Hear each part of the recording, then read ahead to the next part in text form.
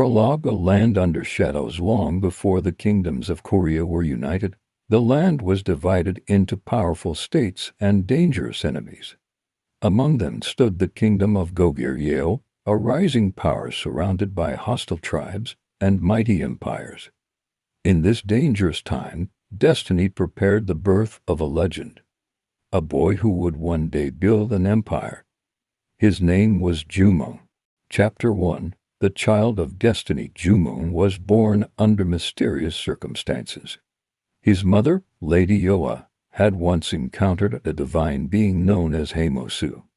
Many believed Jumong carried the blood of heaven itself. But his childhood was not easy. Inside the palace of King Jumong, jealousy grew among the princes. They mocked Jumong. They doubted his strength. Yet Jumong possessed an extraordinary gift. He was a master of the bow.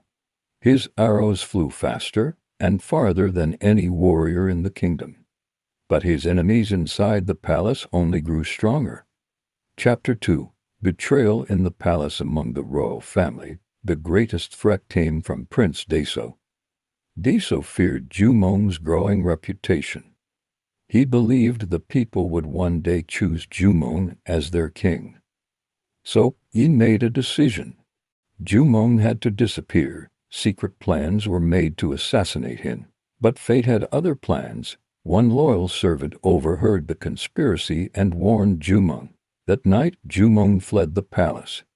Behind him, soldiers chased through forests and mountains. Ahead of him lay an unknown destiny. Chapter 3: The Journey of Survival. Alone and hunted, Jumong wandered across the land. He crossed rivers, climbed mountains, and survived countless dangers. But during this journey he met people who would change his life. Among them was the brilliant merchant woman Soseono. Unlike others, she saw something extraordinary in Jumong. Not just a warrior, a leader. She helped him gather followers and allies. Together they began dreaming of something impossible, a new kingdom. Chapter 4: The Birth of Goguryeo. Years passed. Jumong gathered warriors who believed in his vision. Farmers, hunters, exiled soldiers. They were not the strongest army, but they believed in one thing. In the year of destiny, Jumong stood before his followers. "This land will no longer belong to tyrants," he declared. "Today we build a kingdom where our people can live in honor." That day, the kingdom of Goguryeo was born. Chapter 5: The Great Battles. But building a kingdom was only the beginning. Enemies surrounded Goguryeo. Powerful armies marched against them. Jumong fought countless battles. His legendary archery became known across the land. In battle after battle, his leadership united the people. The kingdom grew stronger, and the legend of Jumong spread across Korea. Epilogue: The king who became a legend. Years later, Jumong stood on a mountain overlooking his kingdom. Once he had been a hunted prince. Now he was a king.